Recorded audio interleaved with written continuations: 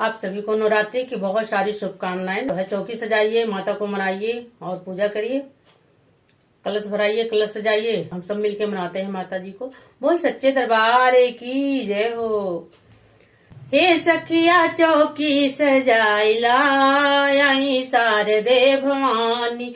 हे सखिया चौकी सजाइला आई शारदे भवानी। शारदे भवानी मोरी मैया महारानी। हे दीदिया कलसा मंगाइला आई शारदे भवानी। हे बहना कलसा सजाइला आई शारदे भवानी। शारदे भवानी मोरी मैया महारानी। शारदे भवानी मोरी मैया महारानी। हे बहना कलसा भराइला आई शारदे भवानी। हे बहना चौकी सजाइला आई शारदे भवानी। मैया के माथे टीका विराजे, मैया के माथे टीका विराजे। मैया को सिंदूरा चढ़ाई दा आई शारदे भवानी। मैया को सिंदूरा चढ़ाई दा आई शारदे भवानी।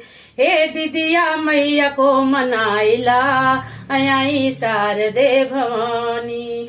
शारदे भवानी मोरी मैया महारानी। हे बहना मैया को मनाइला आई शारदे भवानी। मैया के हाथों में लाली लाली चूड़िया, मैया के हाथों में लाली लाली चूड़िया। हे सखिया मेहंदी लगाई दा आई शारदे भवानी। हे सखिया मेहंदी लगाई दा आई शारदे भवानी। शारदे भवानी मोरी मैया महारानी। शारदे भवानी मोरी मैया महारानी।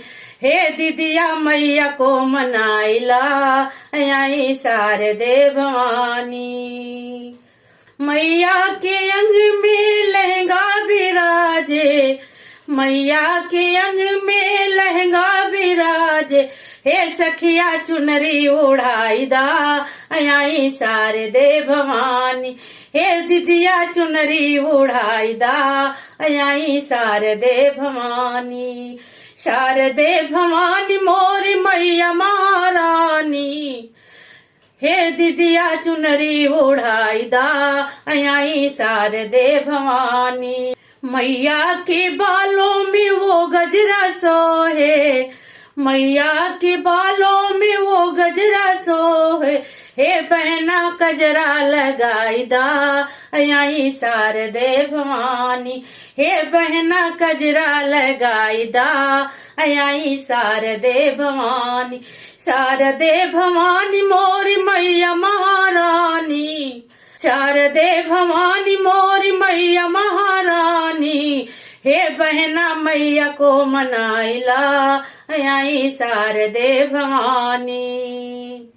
मैया के पैरों में पायल विराजे, मैया के पैरों में पायल विराजे। हे सखिया लाल महावर लगाई दा आई शारदे भवानी। हे सखिया लाल में हावर लगाई दा आई शारदे भवानी। शारदे भवानी मोरी मैया महारानी। शारदे भवानी मोरी मैया महारानी। हे सखिया मैया को मनाइला आई शारदे भवानी। हे दीदिया मैया को मनाइला आई शारदे भवानी। कलसा सजाइला ज्योति जलाइला, कलसा सजाइला ज्योति जलाइला। हे सखिया हलवा पूरी बनाइला आई शारदे भवानी। हे बहना हलवा पूरी बनाइला आई शारदे भवानी।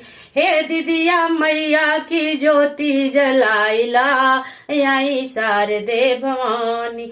शारदे भवानी मोरी मैया महारानी। शारदे भवानी मोरी मैया महारानी, हे सखिया ज्योति जलाइला आई शारदे भवानी, हे सखिया मैया को मनाइला आई शारदे भवानी।